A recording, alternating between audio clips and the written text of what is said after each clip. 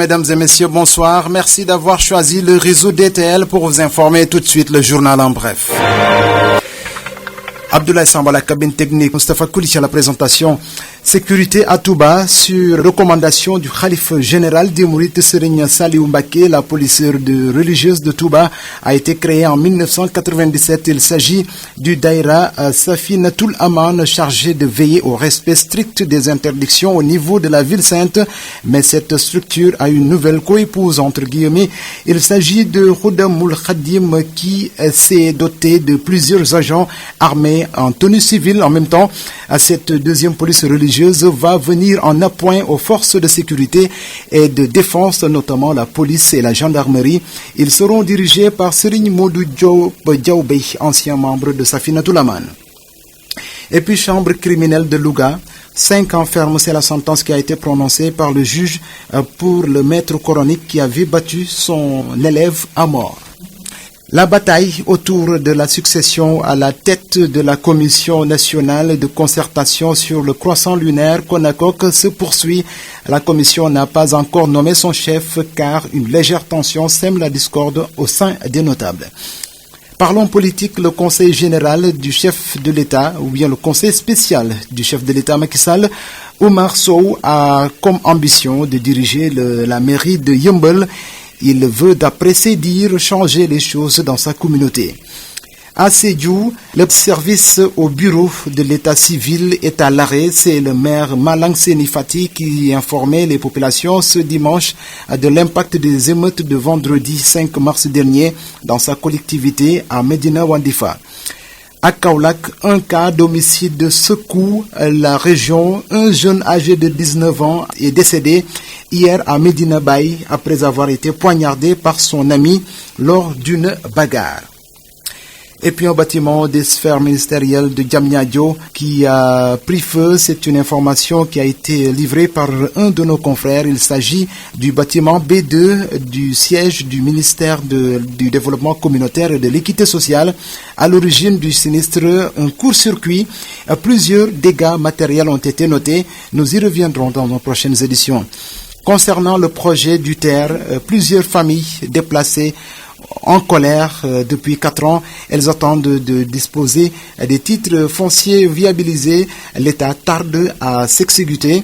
Et pourtant, des promesses ont été faites face à la presse. Le collectif qui regroupe ces familles dénonce les lenteurs insupportables sur 2500 chefs de famille concernés dans le département de Pikine, en banlieue de Dakar. Seuls 800 ont reçu notification pour un déplacement. Le collectif des impactés du TER promet de passer à la vitesse supérieure si le problème n'est pas résolu. Et puis Sabadola, la société qui exploite l'or de Sabodola à Kédougou a été prise en flagrant délit de fraude par la douane. La société a été épinglée pour non-rapatriement des recettes tirées des exportations d'or. SGO, qui a reconnu les faits, c'est-à-dire l'infraction, a transigé à hauteur de 500 millions de francs CFA sous réserve de sa validation par l'autorité de tutelle. Le Parti socialiste est en deuil. Le défunt était un membre du Haut Conseil des collectivités territoriales HCT. Il s'agit d'Abdou Kamara. Et puis c'est officiel, le Daïra Hizbut Tarqiyyah va distribuer les 50 millions de francs CFA offerts par Serigne Mountakha Mbacké aux familles des victimes. L'information a été donnée par le porte-parole du Khalife général des Mourides, Serigne Bassirou Mbacké Abdou Khadre, à travers une note parvenue à notre rédaction. C'était tout pour cette partie française. Tout de suite la version wolof.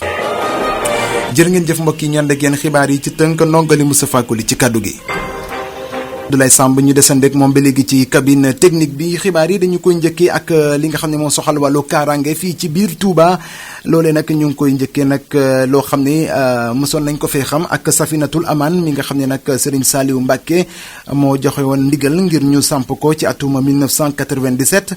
jamono ji nag am na beneen police religieuse boo xam ne daal dinañ ko samp itam muy wuyoo ci turu Khoudamul Khadim moo xam ne ñoom itam ay agent yoo xam ne ñoom dañ leen formé ñu mën a yor li nga xam ne itam moo di ay arme maanaam ay pistolet loole nag doon loo xam ne lu am solo la dana tax ñu mën a dimbali ñi nga xam ne nag ñoo di takk der yi ñu yëngu ci wàllu police ak gendarmerie. ñu ngi wax ni nag ki nga xam ne nag moom moo di Serigne Modou Diop Diawbe moo di ki nga xam ne moo leen di jiite muy yàggoon a bokk ci kuréel gi di Safinatul Aman. chambre criminelle bu Louga daal di nañu daan juróomi at yoo xam ne moom la ñuy daan ki nga xam ne moo nekkoon jàngalekatu alxuraanul karim bi doon jàngale alxuraan ba noppi nag ndogal fekk ko ci ba muy dóor benn xale ba faf xale ba daal di noppaleku.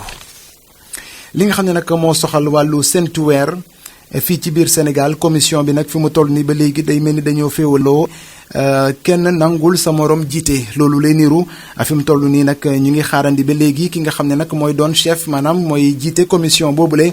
waaye ba léegi rek dañoo gis ni dafa am ay tension yu xaw a woyof nag yoo xam ne daal dinañ ko ci nemmeeku ba tax na ba léegi amuñu njiit.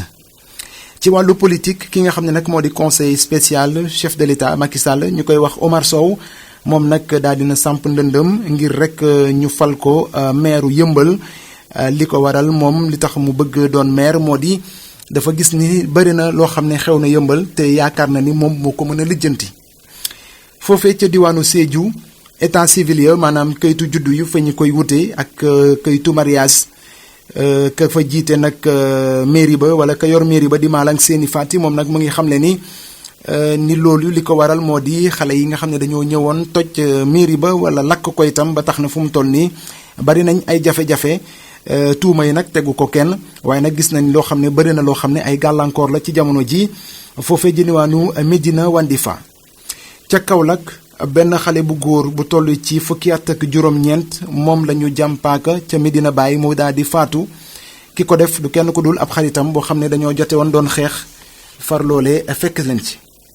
benn bâtiment bu nekk foofee ca sphère ministérielle ca Diamniadio moom la ñu nemmeeku mu am lakk bâtiment bi nag ñu ngi koy wax bâtiment B2 foo xam ne nag moo dalloo ministère développement communautaire ak équité sociale ñu ngi wax ne nag ab court-circuit moo waral lakk gi.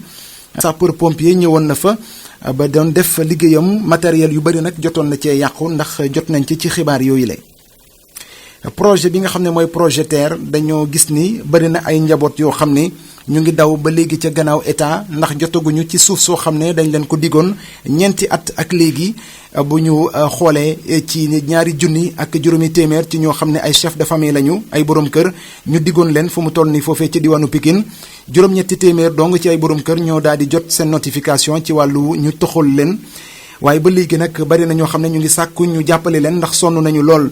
collectif bi nga xam ne nag mooy collectif des impactés du TER ñoom nag ñu ngi dànqaafu état gi mu taxaw ci gaaw balaa ñuy dem ci yeneen anam yoo xam ne du neex kenn. Sabadola foofee ca Kédougou dañoo nemmeeku ni douane jàpp na fa ñi nga xam ne ñoom ñooy fay liggéey ca Sabadola ay koppar yoo xam ne dañu ko doon luubal yoo xam ne dafa waroon desandi fii ci biim réew.